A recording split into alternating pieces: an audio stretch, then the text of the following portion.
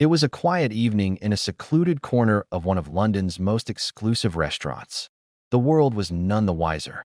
But then, a blurry camera phone photo, a whisper from a staff member, and the truth emerged. The Prince and Princess of Wales were out.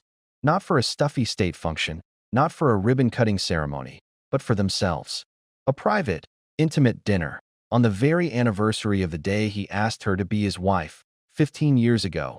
Why would the future king and queen, amidst a year of unprecedented royal turmoil and immense personal pressure, choose this moment for a clandestine night out? And what does this single, deliberate act reveal about their strategy for survival and the future of the monarchy itself?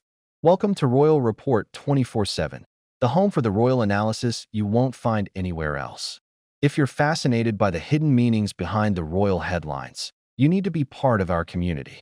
Before we dive into the stunning significance of this sighting, do us a huge favor. Subscribe to the channel and tap the like button right now.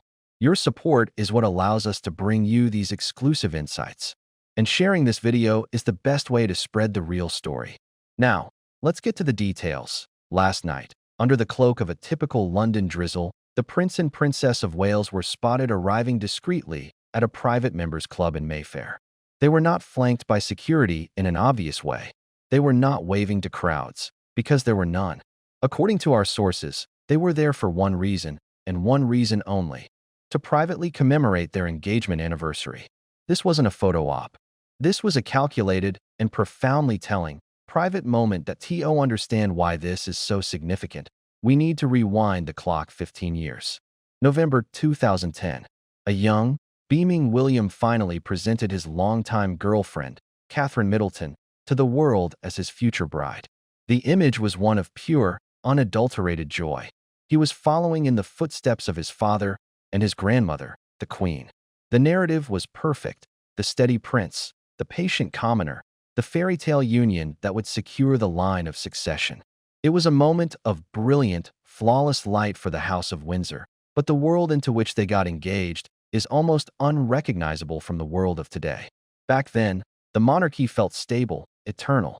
The Queen was a robust and beloved figure. Prince Harry was the cheerful, supportive brother. The idea of Megxit wasn't even a twinkle in a tabloid editor's eye. William and Catherine were stepping onto a world stage that seemed solid, predictable, and largely supportive. Contrast that with now. The monarchy is in its most fragile state in decades.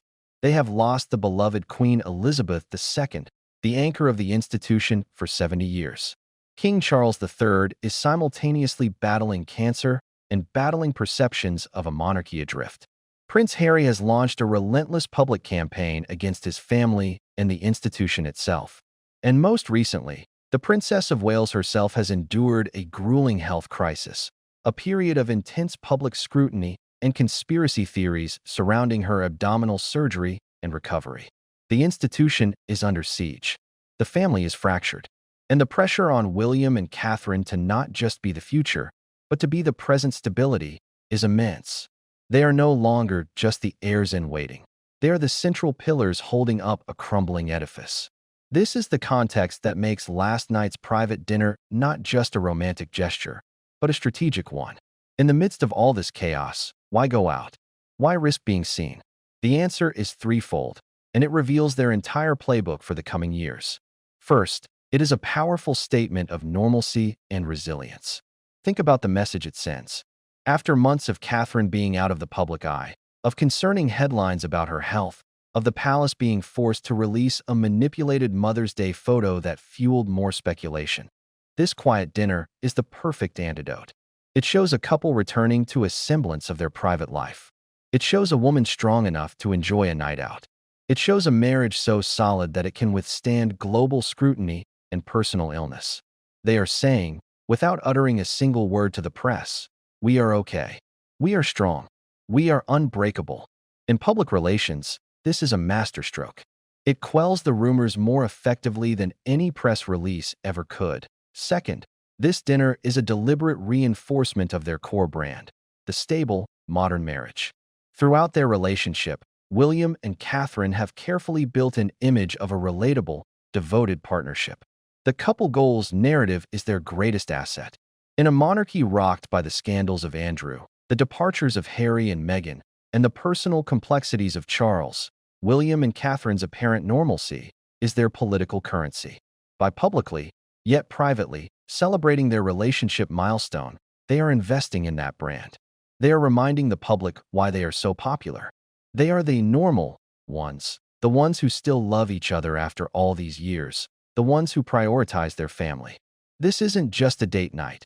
It's a deposit in the bank of public goodwill. And third, and perhaps most importantly, this is a direct, unspoken contrast to the drama of Harry and Meghan. While the Sussexes have built their brand on public confessionals, Netflix documentaries, and telling their truth, the Cambridges are building theirs on discretion, privacy, and quiet dignity. Harry and Meghan's narrative is one of escaping a stifling institution to find personal freedom and speak out. William and Catherine's narrative is one of finding freedom and strength within the institution by fiercely guarding their private moments. This dinner is a perfect example. They didn't post about it on Instagram. They didn't give an interview about what they talked about. They were simply seen. They allow the public to project their own fairy tale onto that image. It is a far more powerful and traditionally royal form of storytelling. But let's look even deeper. The choice of location, a private members' club, not a palace dining room, is also highly symbolic. This is not the old, stuffy monarchy of Charles's generation, hosting black-tie banquets at Buckingham Palace.